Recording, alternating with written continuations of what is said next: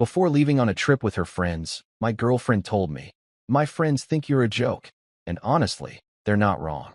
So while she was away, I packed up and moved out. She came back to an empty place. I'm 33, I work in IT support for a mid-sized logistics company, and I live in a 2-bedroom apartment just outside the city. My routine is predictable. Gym before work, long hours behind a screen, home by 6:30 most nights. I pay my bills on time, keep the place clean, and I'm not flashy, but I'm stable. My girlfriend, Vanessa, is 29. We've been together a little over 2 years, living together for the last 8 months. She works in event marketing, very social, always out with friends, always planning the next trip or girls' night. On paper, we balanced each other out. I handled the structure. She brought the energy. Last month, she planned a 4-day trip to Miami with 3 of her closest friends. I drove her to the airport at 5 a.m. on a Thursday. Paid for her Uber Eats the night before because she was too stressed to cook. Normal stuff. The night before she left, we were sitting at the kitchen counter while she was packing. She'd had 2 glasses of wine and was FaceTiming one of her friends. At some point, she muted the call, looked at me, and said, almost casually, "My friends think you're a joke, and honestly, they're not wrong." I thought she was kidding. I actually laughed. She didn't. She shrugged and said they just think you're kind of boring. Safe. Predictable. Not really on my level socially. Then she added that sometimes she agreed with them. That I could try harder. That I was lucky she even liked stable guys. She said it like she was doing me a favor. I didn't yell. I didn't argue. I just nodded and asked what time her flight boarded. She smiled like the conversation was productive. The next morning, I dropped her off, told her to text me when she landed, and drove home to our apartment. That was the last time she saw it the way she left it. When I got back from the airport, I sat in the parking lot for a full minute before going inside. Not because I was emotional, because I was thinking. Vanessa had said worse things before, just not that directly. Little comments about how my clothes were too basic, how I should post more on Instagram, how her friends' boyfriends planned bigger surprises. I always brushed it off because none of it actually mattered to me. But this was different. This wasn't about preferences. It was about respect. If her friends thought I was a joke, that meant she'd let them. People don't come to conclusions like that without material. And the fact that she said they weren't wrong meant she agreed. That was enough for me. I went upstairs, unlocked the door, and walked into the apartment we both technically lived in, but that I paid 80% of. My name was the only one on the lease. Utilities in my name. Internet in my name. Furniture mostly mine from before she moved in. I made coffee, sat at the kitchen table, opened my laptop. First thing I checked was the lease. Month to month after the first year. Good. Second thing I did was log into the bank app and separate our shared grocery account back into my primary. We'd set it up for convenience. I transferred her half of the balance into her personal account and took screenshots. Then I called the leasing office. I didn't dramatize it. I asked what the process would be if I wanted to remove a co-occupant who wasn't on the lease but was listed as an approved resident. The woman explained that since I was the sole leaseholder, I could submit a written notice revoking her occupancy. They'd update the records. Simple. That was important. I wasn't going to do anything messy or illegal. No changing locks without notice. No tossing her stuff on the curb. I wanted it clean. By noon, I'd taken a half day off work. I grabbed moving boxes from the storage closet downstairs and started packing her things. Clothes first, then bathroom products, shoes, makeup. I folded everything properly. I'm not petty. I'm thorough. Around 3 p.m., she texted me a selfie from the plane with a heart emoji. I replied with a thumbs up. Then I kept packing. By the second day of her trip, the apartment looked staged. Not empty, just recalibrated. Anything that was mine was back in its original place. Anything that was hers was boxed, labeled, and stacked neatly against the wall of the second bedroom. I made a list. 6 medium boxes of clothes. 2 small boxes of cosmetics and bathroom stuff. 1 box of random decor she'd added. A suitcase she brought when she moved in. A garment rack she insisted we needed. I itemized it in my notes app with photos. Not because I expected a fight, because I expect accountability. Thursday night, she sent me a video from a rooftop bar. Loud music. Neon lights. Her friends screaming in the background. The caption read, "Living my best life." One of the girls leaned into the camera and shouted something I couldn't fully hear, but I caught enough. Something about upgrading. Vanessa laughed. Didn't correct her. That was the final confirmation I needed. Friday morning, I emailed the leasing office formally revoking her occupancy effective immediately upon her return.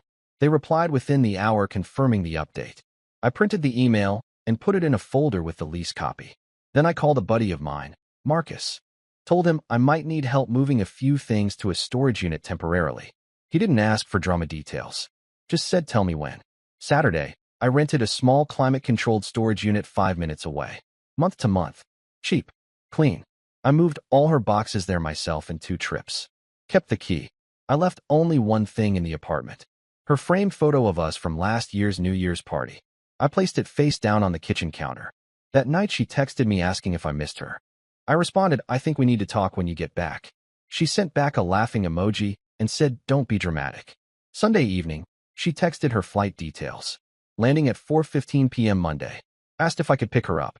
I told her I had work, but wished her a safe flight. I took Monday off. Not to see her. To finish what I started. Monday at 4:37 p.m., she texted me. Just landed. Baggage claim is insane. Where are you? I didn't respond. At 5:12 p.m., she called. I let it go to voicemail. At 5:19, another text. Are you seriously not picking me up? I was sitting on my couch, in a quiet, clean apartment that looked like it did before she moved in. No ring light in the corner. No pile of throw pillows that couldn't be used. No random Amazon packages stacked by the door. I finally replied at 5:30. You'll need to Uber. 3 dots appeared immediately. Why? I kept it simple. We need to talk when you get here. She sent back a long paragraph about how tired she was, how the trip was crazy, how this better not be about what she said because I was being too sensitive. At 6:08 p.m., I heard the elevator down the hall. At 6:11, my door unlocked. She walked in dragging her suitcase, sunburned, wearing oversized sunglasses like she was coming off a press tour. She stepped inside and stopped. The living room was different. Cleaner. Calmer. Where's my mirror? She asked first. Storage. What do you mean storage? I stood up from the couch. I wasn't angry. I wasn't pacing. I had already done all the thinking. Your stuff is packed. It's in a storage unit 5 minutes away. I paid for the first month. After that, it's yours to handle. She blinked like she misheard me. What are you talking about? I told you we needed to talk. She dropped her suitcase. Looked around again. Her shoe rack was gone. The extra bar cart she bought was gone. The wall art she'd hung, without asking, was gone. You're joking. No. She started laughing. That high, sharp laugh she uses when she thinks someone is being ridiculous. Is this about what I said before the trip? Oh my God. You're actually this insecure? I shook my head. It's not about insecurity. It's about agreement. Your friends think I'm a joke because you let them. And you said they're not wrong. She rolled her eyes. It was a comment. You're blowing this way out of proportion. No. I'm reacting proportionally. Her face changed then. Not sad. Not sorry. Annoyed. So what? You're kicking me out? I corrected her calmly. You don't live here anymore. She stared at me like I'd just spoken another language. Don't live here anymore? She laughed again, but it sounded thinner this time. My clothes are here. Not anymore, I said. They're boxed. I have an inventory list and photos. You can pick them up tonight or tomorrow. I'll give you the storage key once you confirm everything's there. You're insane. No. I'm decisive. She stepped closer, lowering her voice like this was something she could smooth over with tone alone. You're seriously throwing away 2 years because I said my friends think you're boring? I corrected her again. Because you agreed with them. And because you're comfortable disrespecting me publicly. I never disrespected you publicly. You laughed when your friend said upgrade. Her mouth opened, then closed. That landed. That was a joke. Jokes are funny. That wasn't. She crossed her arms. So what? You want me to apologize? No. She blinked. No. No. I don't want an apology. I want alignment. And we don't have it. She started pacing. You're overreacting. Everyone talks about their relationships with their friends. That's normal. Talking is normal. Undermining isn't. She shook her head. You're just mad because you're not like their boyfriends. They're outgoing. They actually plan things. They're fun. Then you should date one of them. That stopped her. You don't mean that. I do. Silence stretched between us. Not dramatic. Just clear. She tried a different angle. So where am I supposed to go right now? That's not my responsibility. You were comfortable telling me, I'm lucky, you even like stable guys. So I'm confident you'll find something less boring. That one hit. Her eyes narrowed. You're being cold. I'm being consistent. She looked around again, maybe hoping I'd crack. Maybe waiting for me to say fine, let's just calm down. I didn't. After about 30 seconds, she grabbed her suitcase and headed for the door. "This isn't over," she said. "For me, it is." The door closed, and for the first time in 8 months, my apartment was quiet. I didn't block her immediately. That's something I see people do out of emotion. I wasn't emotional. I was finished. About 20 minutes after she left, my phone started lighting up. First texts. "Are you seriously doing this? You're embarrassing yourself. My friends were right about you." That last one was interesting. Then came the calls. I let them ring. Then voice messages. The first one was angry. She called me dramatic, insecure, small. The second one shifted tone. She said she didn't mean it like that. That I took it the wrong way. That I know how her friends are. By the third voicemail, she sounded different. Not softer. Just calculating. "You're going to regret this. You think you can just replace me?" That confirmed something important. This wasn't about us. It was about status. I sent one final message. "There's nothing to regret. Your belongings are secure. Let me know when you want the storage key." Then I muted the thread. An hour later, my phone rang again. Not her. Her friend Kayla. I let it go to voicemail. Then another call. Different number. Probably one of the Miami crew. I answered that one. It was Kayla anyway. "You're really going to throw Vanessa out over a comment?" I kept my tone even. She wasn't thrown out. She no longer lives in my apartment. "Oh my God, you're being so literal." It was a joke. We tease each other all the time. "You don't date me." She does. Silence. Kayla tried again. She's upset. She feels blindsided. I considered that. She had 4 days to reflect on what she said. She chose rooftop bars instead. Kayla exhaled sharply. "You're proving her point right now." If her point was that I won't tolerate being disrespected, then yes. There was nothing left to debate. After we hung up, I blocked all unknown numbers. Around 9 p.m., Vanessa texted one last time. "Where am I supposed to stay tonight?" I read it. Put the phone face down. That wasn't my problem anymore. Tuesday morning, I went back to work like nothing had happened. That's the part people don't expect.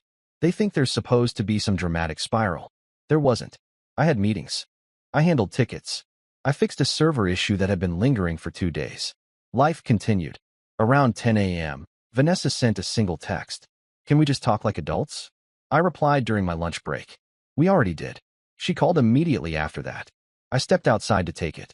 Her tone was completely different now. Calm. Measured. "I didn't think you'd actually end things over that," she said. "That's the problem." "What is?" "You didn't think I would." She was quiet for a second. I was venting.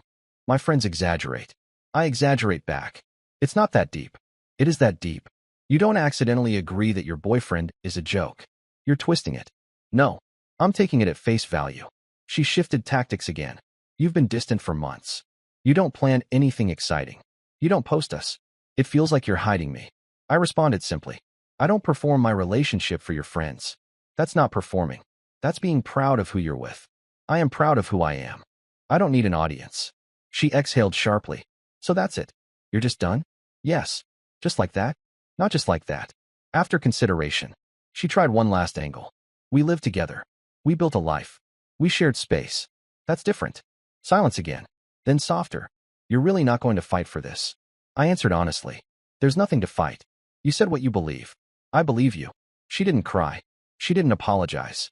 She just said fine. Then hung up. That was the moment I knew I'd made the right decision. Not because she was angry, because she still never once said she was wrong. Over the next few days, the narrative started shifting. Not from me. From her. Mutual acquaintances started reaching out.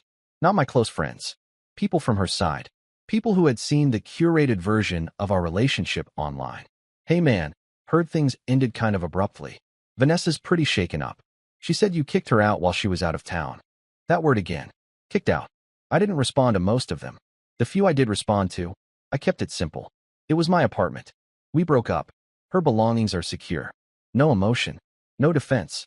Thursday afternoon, Vanessa posted a vague story on Instagram. "Some people can't handle strong women. Know your worth." There were replies.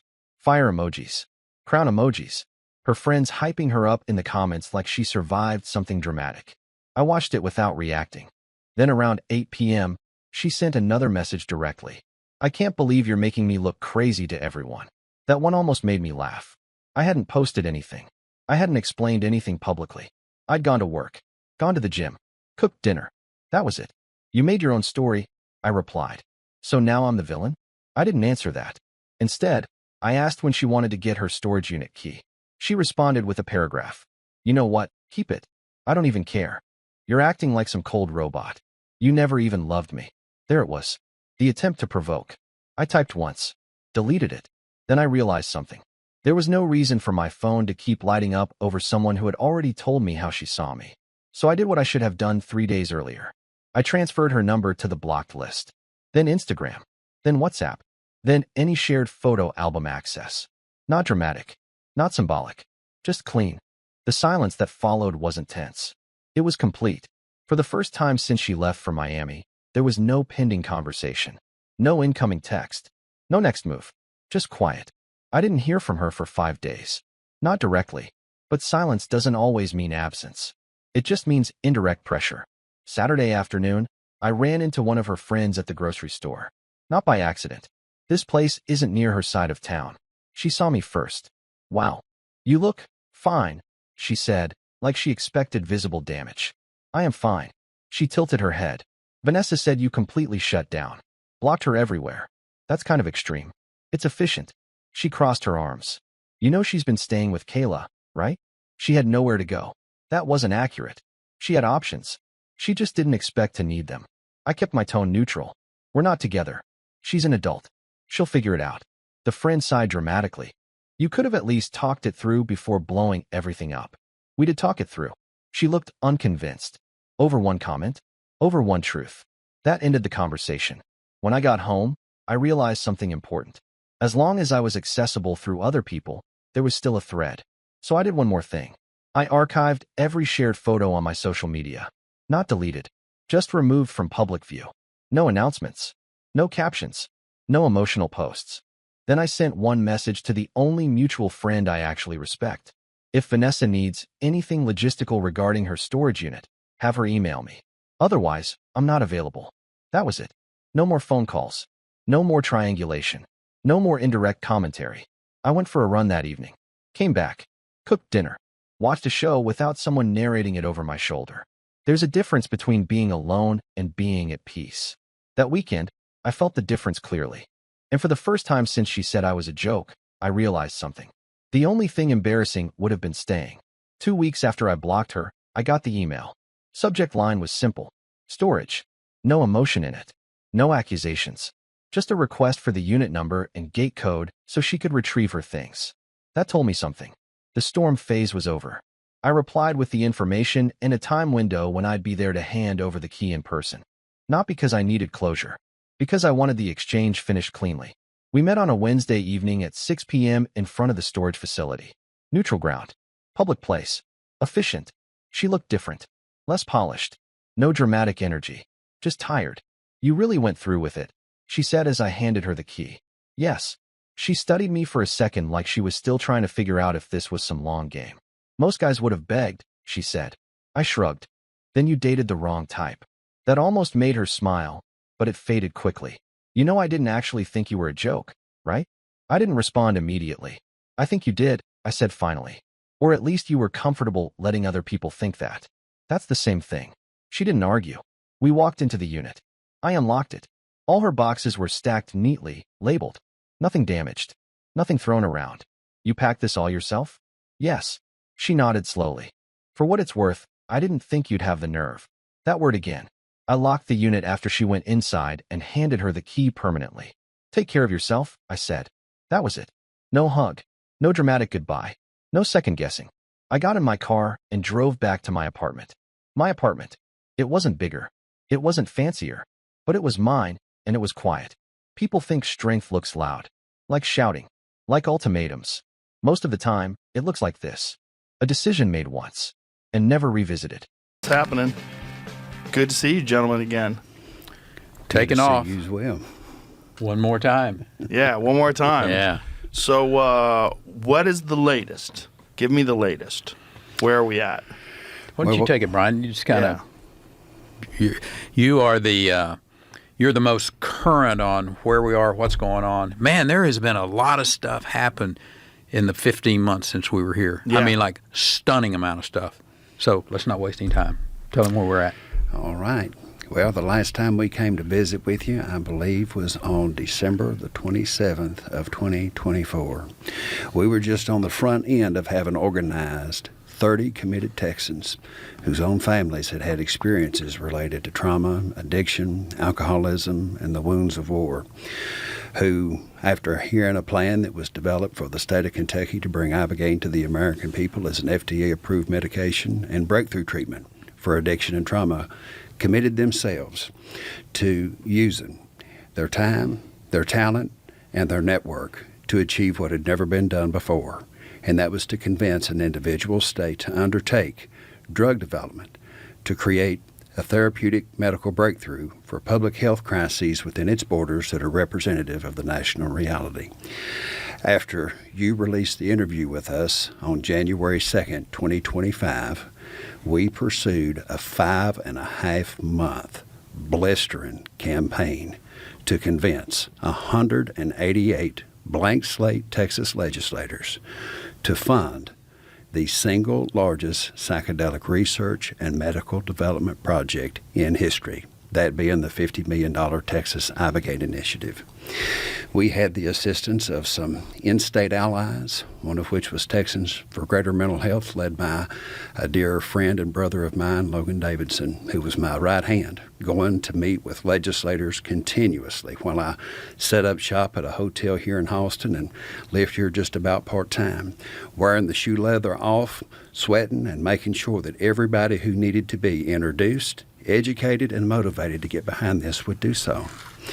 At the end of this 5.5 months, we secured the votes of yes of 181 out of 188 legislators between the Texas House of Representatives and State Senate.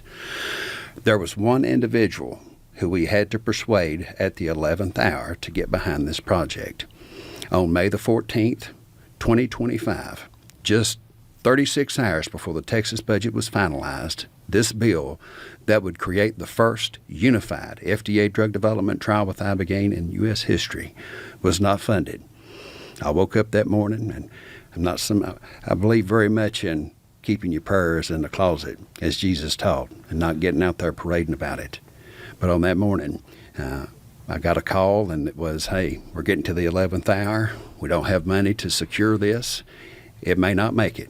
We've done everything that we can. And I literally got down on my hands and knees and said, God, please let this happen. And if it cannot happen, help me understand why.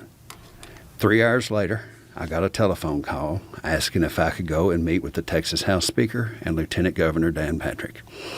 I went at 4:30 in the afternoon on May the 14th and spent an hour with these two gentlemen going back and forth about what this project was, why it was so existentially necessary for Texas and the country.